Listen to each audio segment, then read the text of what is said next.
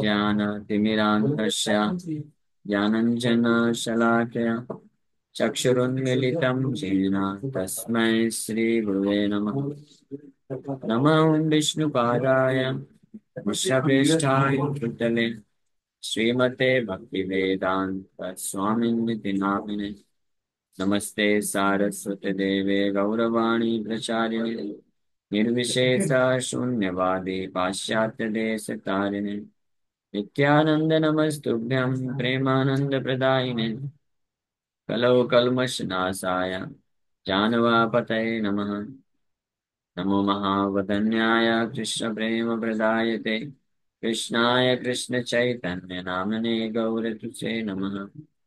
जय श्री कृष्ण चैतन्य प्रभु नित्यानंद श्री अद्वैत गदाधर श्रीवासादि गौर भक्त वृंद। हरे कृष्ण कृष्ण कृष्ण हरे हरे हरे राम राम राम हरे हरे।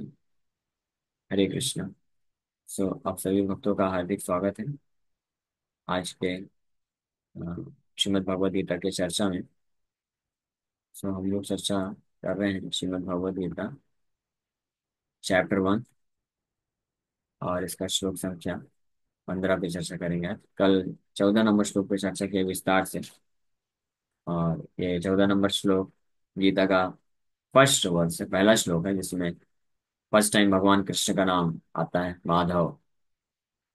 और साथ ही साथ में हाँ, भगवान कृष्ण और पांडव, यहाँ पे पांडव अर्जुन है। अर्जुन जो है, वो शंख बजाते हैं युद्ध की घोषणा करते हुए, और वो शंख का गुणवत्ता बताया गया है दिव्यो शंख प्रदद्मतु, दिव्य शंखनाद की। दिव्यता का अर्थ क्या है, तो उसको दिव्य क्यों बोला गया इसका भी हम लोग कल चर्चा किए थे। और अर्जुन जो है दिव्य, अर्जुन का भी संख्य दिव्य बताया गया है। तो इसके भी कनेक्शन हम लोग चर्चा किए विस्तार से कि कोई भी व्यक्ति जो भगवान कृष्ण के संपर्क में आता है इन अ फेवरेबल एटीट्यूड, अनुकूल लेना, अनुकूल भाव में, अर्जुन जो है अनुकूल है तो कृष्ण उनके साथ है, इसलिए उनके जो कार्यकलाप है दिव्य हो गए। शंख बजाना, जैसे यहाँ पे शंख बजा रहे हैं, इसी प्रकार से इस श्लोक से ये भी इंडिकेट होता है कि ऐसा भक्त के द्वारा उनके सारे कार्य, उनके सारे गुण, उनकी वाणी, एवरीथिंग बिकम्स ट्रांसेंडेंटल। ये दिव्य का अर्थ होता है। जैसे भगवान कृष्ण खुद आगे कंफर्म करेंगे अर्जुन को कि आप जब इस चेतना में बुद्धि युक्तो जहाति हा उभे सुकृत दुष्कृते तस्मात् युद्धाय युज्यस्व नयनम पापम अवाप्स्यसि। बुद्धि युक्त, बुद्धि युक्त मतलब भक्ति योग में स्थित होकर के अर्जुन जब आप इस युद्ध को करोगे तो फिर आप उभय सुकृत दुष्कृत, ना तो सुकृत ना तो पुण्य ना तो पाप, दोनों में नहीं फंसोगे आप, दोनों से ऊपर उठ जाओगे और भव बंधन से पार हो जाओगे।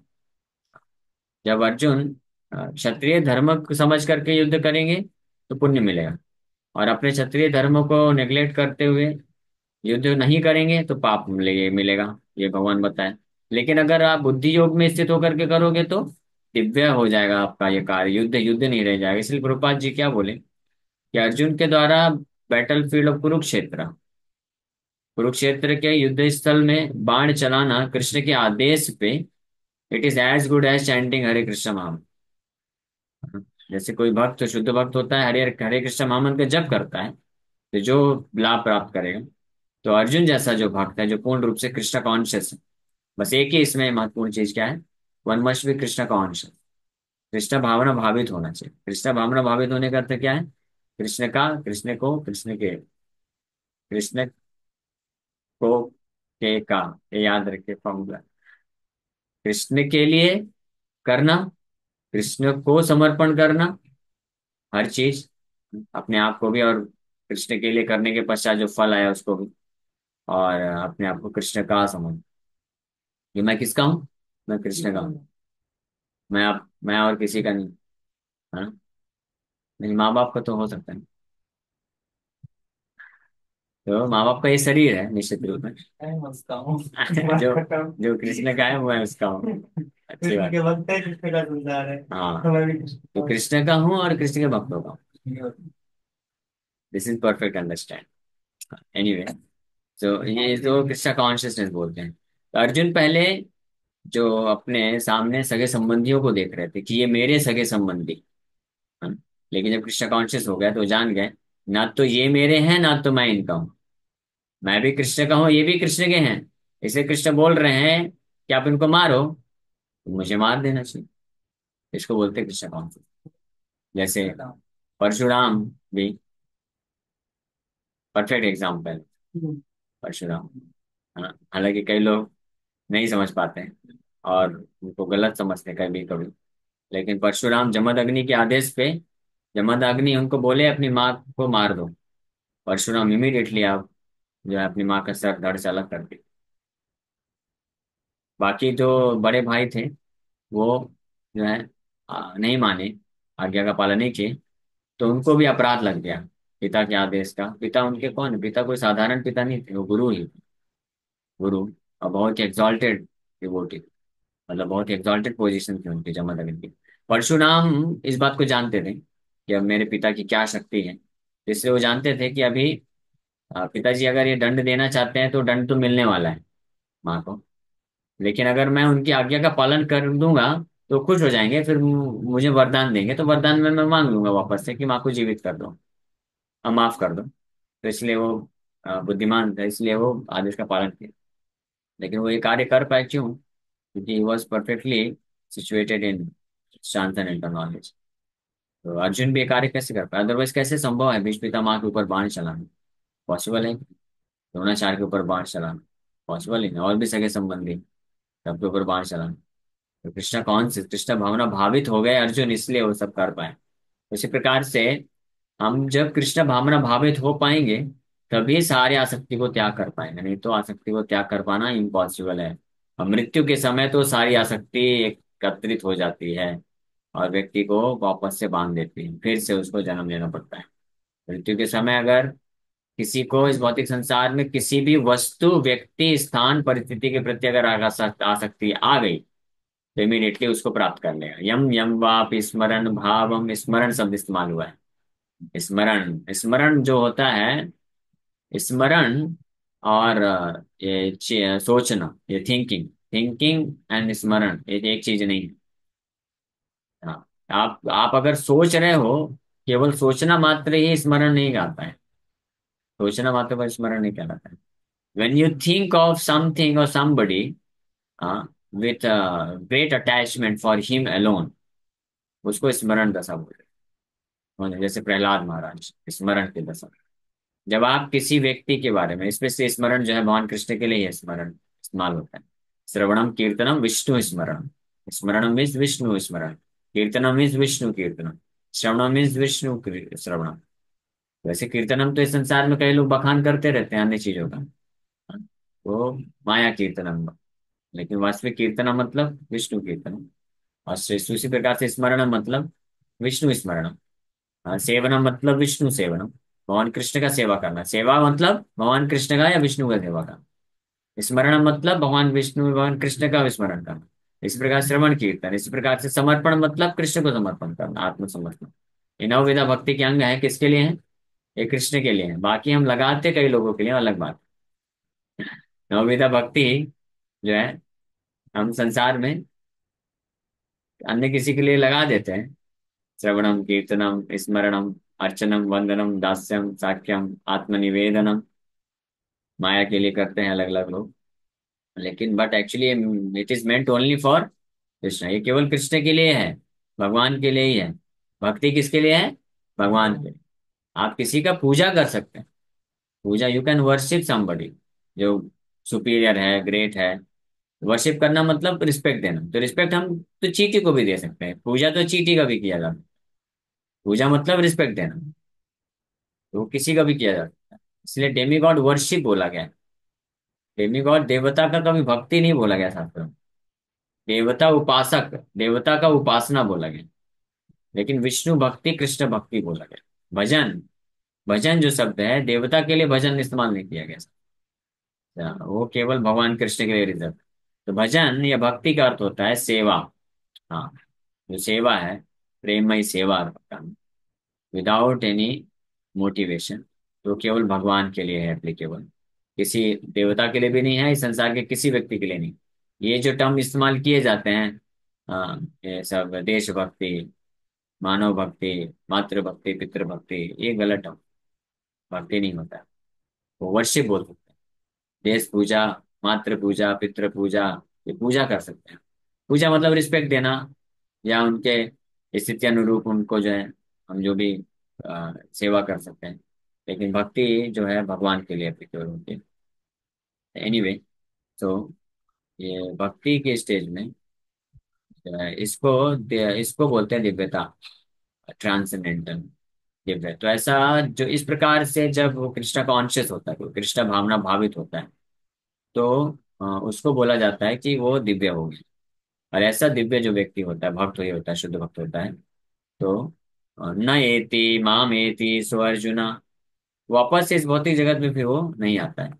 माम एति, वो मुझे प्राप्त कर लेता है, ये भगवान कृष्ण बताते हैं। जिस प्रकार से प्रभुपाद जी उदाहरण देते हैं कि जैसे कोई लोहा है, तो लोहे को आप अग्नि में रखेंगे, तो अग्नि में बहुत लंबे समय तक रहने से वो लोहा लोहा नहीं रह जाता है, अग्नि बन जाता है, रेड हॉट आयरन हो जाता है। अग्नि के जैसे ही उसका गुण भी हो जाता है, अग्नि के जैसे उसका जो है रूप भी हो जाता है, मतलब चमक हो जाती है। लोहे लोहे की चमक नहीं रहती, जैसे अग्नि जैसे जैसे चमकती है, जिस वो कलर की होती है, और रेड हॉट आयरन हो जाता है, वैसे चमक हो जाती है। और उसको आप स्पर्श करा देंगे किसी से, तो वो जला देगा उसको। उसी प्रकार से जो कृष्ण कॉन्शियस इस प्रकार का भक्त होता है, तो कृष्ण भावना भावित भक्त होता है, तो उसके अंदर गुणवत्ता कृष्ण के जैसी हो जाती है। क्या गुणवत्ता हो जाती है? दिव्य। जैसे कृष्ण दिव्य हैं, सच्चिदानंद विग्रह है, वैसे ये जो भक्त होता है वो भी दिव्य हो जाता है उसका। हाँ, उसका हर चीज दिव्य हो जाता है। उसका शरीर भी दिव्य हो जाता है, उसकी वाणी दिव्य हो जाती है। हाँ? और उसके कार्य दिव्य हो जाते हैं, उसके गुण दिव्य हो जाते हैं। वो जिस जिस स्थान में रहता है, वो स्थान दिव्य हो जाता है। जो खाता है वो पदार्थ दिव्य हो जाता है, इसलिए उच्चिष्ट। ऐसे शुद्ध वैष्णव का अगर उच्चिष्ट किसी को मिलता है, तो उसमें इतनी शक्ति है कि वो हमारी चेतना को पवित्र कर देता है, शुद्ध कर देता है। ये होता है दिव्य। दिव्य। अदरवाइज आप किसी अन्य व्यक्ति का जूठा खाएंगे, तो क्या होगा? वो तमोगुणी माना जाता है। किसी का भी जूठा क्या है, मोड ऑफ इग्नोरेंस में आता है। जूठा नहीं खाना चाहिए किसी को। और 3 घंटे से ज्यादा हो गया तो मोड ऑफ इग्नोरेंस तमोगुण हो जाता है, और जूठा हो गया तो तमोगुण हो जाता है। 3 घंटे से ज्यादा, इसलिए जो खाद्य पदार्थ जो भी खाना बनाया जाता है, 3 घंटे के अंदर खा लेना चाहिए, तो भगवत गीता में दिया है। लेकिन अगर शुद्ध वैष्णव कोई खाया है, तो वो जूठा जो है, वो क्या हो जाता है? दिव्य हो जाता है। तो क्यों दिव्य हो जाता है? क्योंकि शुद्ध वैष्णव दिव्य है, उसका शरीर भी दिव्य है, उसका खाना भी दिव्य है, सब दिव्य हो जाता है। क्यों क्यों दिव्य है? रेड हॉट आयरन की तरह। लोहा को अग्नि में डालेंगे तो रेड हॉट आयरन हो जाता है, फिर वो जलाने का कार्य करता है। तो क्योंकि जो शुद्ध वैष्णव होता है, निरंतर 24 आवर्स कृष्ण कॉन्शियस, कृष्ण भावना भावित है, कृष्ण चेतना में उसका जीवन चल रहा है ना, तो उस चेतना के का प्रभाव से वो ऐसा हो जाता है। तो इसलिए दिव्य शब्द यहाँ पे इस्तेमाल किया गया, दिव्य। दिव्य मतलब ट्रांसेंडेंटल। तथा श्वेते हयेद्युक्ते महति सेन स्थितो माधवा पांडवाश्चैव दिव्य संख्या प्रदर्मतु। तो आप हम में से कोई भी अगर इच्छा रखता है कि हम दिव्य बन जाएं, और सबको दिव्य बनना है, अनिवार्य है। हाँ, ये ऑप्शन नहीं। क्यों? जो भी इस चाहता है कि हम भौतिक बंधन में ना फंसे, और हम जन्म मृत्यु के चक्कर से वापस उठ जाएं, भौतिक चेतना से ऊपर उठ जाएं, तो उसके लिए एक ही सोल्यूशन है, दिव्य बनना पड़ेगा। One has to become transcendental. माम चैव व्यभिचारेण भक्ति योगेन सेवते सगुणान समित्यैतान। तीनों गुणों के ऊपर जाना है। सगुणान समित्यैतान ब्रह्म भूयाय कल्पते। क्योंकि ब्रह्म भूयाय कल्पते, जब तक ब्रह्म स्थिति को कोई प्राप्त नहीं करेगा, तब तक सोचती कांक्षती बना रह जाएगा। ब्रह्मभूत ही प्रसन्नात्मा हो सकता है, और उस स्टेज में न सोचती न कांक्षती, और समः सर्वभूतेषु, तब समता को प्राप्त कर सकता है, समभाव हो सकता है। समः सर्वभूतेषु मद भक्ति लभते पराम, भगवान की जो परा भक्ति है, शुद्ध भक्ति जिसको बोलते हैं, वहां पे प्राप्त होती है ब्रह्मभूत स्टेज में। जब तक कोई ब्रह्मभूत स्थिति में नहीं पहुंचेगा, तब तक उसके उसके द्वारा जो भक्ति की जाती है, वो वास्तविक भक्ति नहीं, वो भक्ति आभास कहलाता है। भक्ति का क्या है, रिफ्लेक्शन है मात्र, आभास। इसलिए ऐसे भक्ति आभास के कारण वो जीवात्मा को पूर्ण रूप से संतुष्ट नहीं करते। जैसे एक आप आप ये हनी बॉटल, शहद है, तो बिना ढक्कन खोले आप शहद को अगर बाहर से जो है उसको चाटने का प्रयास करेंगे, तो आपको टेस्ट नहीं मिलेगा। तो ऐसे ही, तो जो ब्रह्मभूत स्थिति में पहुंचे बिना भक्ति करते हैं, यानी आत्मा के स्तर के बिना तत्वतः भक्ति नहीं होती है, तो वो भक्ति भक्ति आभास होती है, आभास होती है। लेकिन भगवान की भक्ति में इतनी शक्ति है कि भगवान का नाम है, जैसे भगवान का नाम है, भगवान की भक्ति है, भगवान के बारे में श्रवण करना है, ये इतना पावरफुल है कि इसका रिफ्लेक्शन भी जो है जीवात्मा को क्या करता है, मदद करता है। इतना पावरफुल आभास मतलब रिफ्लेक्शन। जैसे एक सूरज जो होता है, सूर्य इतना पावरफुल है कि अगर सूर्य के सामने अगर कोई आया तो ठीक है, उसको हीट एंड लाइट मिलेगा, उष्मा भी मिलेगा और रोशनी भी मिलेगी, उजाला भी देख लेगा। ये सूर्य क्योंकि इतना पावरफुल है कि अगर दरवाजे घर के अंदर भी गया है कोई, और जहां पे रोशनी नहीं पहुंच रही, रोशनी का क्या पहुंचेगा, रिफ्लेक्शन पहुंचेगा। तो रिफ्लेक्शन में इतनी, सूर्य इतना पावरफुल है कि रिफ्लेक्शन के कारण उजाला तो मिल जाती है, एटलीस्ट उजाला आ जाता है ना। क्यों, क्योंकि सूर्य बहुत प्रचंड है ना, तेज है ना इतना सारा। कोई साधारण लाइट होगी, जैसे अंधकार है, रात को अंधेरा है, सूर्य नहीं है, तो घर के बाहर कोई साधारण लाइट होगी, तो उसमें इतनी शक्ति नहीं होती कि उसके रिफ्लेक्शन से घर के अंदर उजाला आ जाए। अगर रोशनी नहीं आएगी तब तक उजाला नहीं मिलेगा। ये सूर्य इतना पावरफुल है, इसलिए सूर्य, कृष्ण सूर्य समय इसलिए बोला गया। तो कृष्ण, हाँ, और कृष्ण की जो भक्ति है, हरिनाम है, हरिनाम इतना पावरफुल है कि शुद्ध नाम ना होने पे भी शुद्ध नाम का आभास हो, जिसको नामाभास बोलते हैं, वो इतना पावरफुल है कि उजाला ला देता है हृदय में। उजाला मतलब जो साक्षात्कार को प्राप्त करा देता है, आत्म साक्षात्कार प्राप्त कर सकता है व्यक्ति।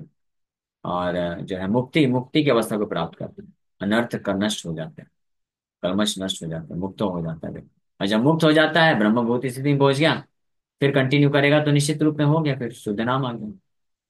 हाँ, मद भक्ति लभते पराम हो जाएगा। इसलिए हमको करना क्या है, हमारे अंदर कैपेसिटी नहीं है कि हम ब्रह्मभूत स्थिति में पहुंच पाए, आत्म साक्षात्कार प्राप्त कर पाए। नामाभास जप करते रहने से भी, भक्ति ठाकुर लिखते हैं नाम चिंतामणि, नामाभास जप करते रहने से भी व्यक्ति धीरे धीरे शुद्ध नाम की स्थिति में पहुंच जाता है। नाम प्रभु खुद ही आ जाते हैं, बस उसको क्या करते रहना है, वो जप करते रहना है नामाभास। लेकिन नामा अपराध में समस्या होती है। नामा अपराध मतलब अपराध करने लग गया, तो नामापराध में समस्या है कि नामापराध से शुद्ध नाम तब तक नहीं पहुंचेगा जब तक वो अपराध को छोड़ नहीं देता है। इसलिए शुद्ध नाम पहुंचना है, वास्तविक रूप में कृष्ण को साक्षात्कार प्राप्त करना है, वास्तविक रूप में जो पराभक्ति बोली गई है उसको अगर कोई रियलाइज करना चाहता है, तो he must overcome offences to the holy name. नाम अपराध को निश्चित रूप में उसको त्यागना पड़ेगा। हाँ, लेकिन ये नाम अपराध का भी क्या फल है, भौतिक लाभ मिल जाता है। नाम अपराधी को भी क्या मिलता है, भौतिक लाभ मिलता है। सोचिए, भौतिक लाभ, नाम, प्रतिष्ठा। हाँ, अगर आपको बहुत ख्याति चाहिए संसार में, बहुत धन संपत्ति चाहिए, बहुत क्या चाहिए संसार में, भोग चाहिए, इंद्र तृप्ति चाहिए, तो क्या करिए आप, नाम अपराध करिए। नाम अपराध करिए मतलब कि नाम जप करिए बस, कोई नियम कानून मत पालन करिए, तो वो आपको मिल जाता है ना। सुनने में अच्छा लग रहा होगा ना, लेकिन ये अच्छा नहीं है। क्यों अच्छा नहीं है, क्योंकि इस माध्यम से नाम प्रभु नाम के प्रति अपराध करता है ना, तो नाम प्रभु उसको क्या करते हैं, उसको जो है दूर करते हैं इस तरीके से। अच्छा। भौतिक लाभ मिल जाएगा तो माया में चला जाएगा, दूर हो जाएगा ना, फिर नाम जब छोड़ देगा, भक्तों का संग छोड़ देगा, और जो है अहंकार बढ़ जाएगा। तो इसलिए नाम अपराध उचित नहीं है। और सबसे बड़ा नाम अपराध क्या है, भक्तों का निंदा करना, गुरु की अवज्ञा करना, नाम के बल में पाप करना, ये तीन नाम अपराध को सबसे बड़ा भयानक बताया गया। हाँ, साधु निंदा, गुरुरवज्ञा, नामनो बलाधि, पाप बुद्धि। ये तीन नाम अपराध बहुत भयानक हैं। हाँ, कम से कम इन तीन से मुक्त होना चाहिए। हाँ, बाकी से भी मुक्त होना है, लेकिन ये तीन से जो मुक्त हो जाएगा तो बाकी से फिर मुक्त हो जाएगा। जैसे साधु निंदा नहीं करेगा, मतलब साधुओं के प्रति रिस्पेक्ट रहेगा, और गुरु की अवज्ञा नहीं करेगा, यानी गुरु के प्रति पूरा रिस्पेक्ट है, गुरु की आज्ञा का पालन करेगा। तो गुरु जी आदेश देंगे कि भाई अच्छे से शास्त्र पढ़ो, अच्छे से नाम जप करो। साधु की निंदा नहीं करेगा, साधु के प्रति सम्मान रहेगा, तो साधु को अच्छे से श्रवण करेगा, साधु का सेवा करेगा। तो उससे क्या होगा कि जब अच्छे से शास्त्र पढ़ेगा, गुरु की आज्ञा का पालन करेगा, तो जो दूसरा नाम अपराध है, जब ज्ञान बुद्धि खुल जाएगी तो समझ जाएगा कि अन्य देवी देवता लोग स्वतंत्र नहीं है, तो उनको उनकी स्थिति अनुसार पूजा करेगा, तो वो नाम अपराध से मुक्त हो जाएगा। चौथा नाम अपराध है शास्त्रों की को नहीं मानना, शास्त्रों का निंदा करना। हाँ, या शास्त्रों को नहीं समझ पाने के कारण मन गढ़ंत समझना, कि अरे प्रभु जी ऐसा कैसे हो सकता है। लेकिन अगर प्रभु जी के प्रति रिस्पेक्ट है तो हाँ, प्रभु जी बोलेंगे नहीं ऐसा है भाई। हाँ हाँ, अच्छा ऐसा है कि हाँ ठीक है मान लिया। समझ जाएगा ना, स्वीकार कर लेगा। जब कोई गुरु, उसको प्रमाणिक गुरु पे श्रद्धा रहेगी, गुरु की अवज्ञा नहीं करेगा, तो गुरु जी उसको फिर एक्सपर्ट तरीके से समझाएंगे कि शास्त्र देखो जो लिखा है वो सही है, तो स्वीकार कर लेगा, तो चौथा नाम अपराध से भी मुक्त हो जाएगा। है ना। इसी तरह हनुमान हरिनाम की महिमा को भी स्वीकार कर लेगा कि हाँ, गुरु जी बोल रहे हैं तो सही होगा, मेरे को समझ में नहीं आ रहा तो ठीक है तो सही। हाँ, इसी प्रकार से हर नाम अपराध से मुक्त हो जाएगा अगर ये तीन अपराध को त्याग देता है कोई। साधुओं के प्रति पूर्ण निष्ठा श्रद्धा हो, रिस्पेक्ट हो, सम्मान हो, और उनका सेवा करने का भाव हो।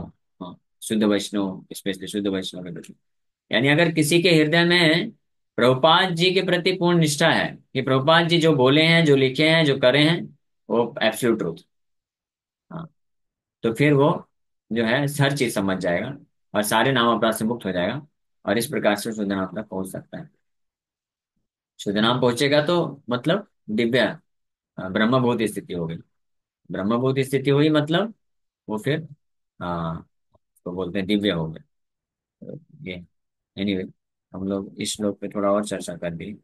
अगला श्लोक नहीं कर पाए, कल करेंगे, अगला श्लोक स्टार्ट करेंगे। ये श्लोक बहुत इंपॉर्टेंट है। दिव्यो शंखो प्रदद्मतो, ये अर्जुन के द्वारा भी जो शंख बजाया गया उसको भी दिव्य बोला गया है कृष्ण के साथ साथ। ऐसा भक्त जो पूर्ण रूप से कृष्ण भावना भावित होता है, उसके सारे कार्यकलाप, उसके गुण, उसके कार्य, उसके जो पैराफर्नेलिया होते हैं, सब दिव्य हो जाते हैं। Okay, thank you very much. Hare Krishna. किसी भक्त का कोई प्रश्न है क्या?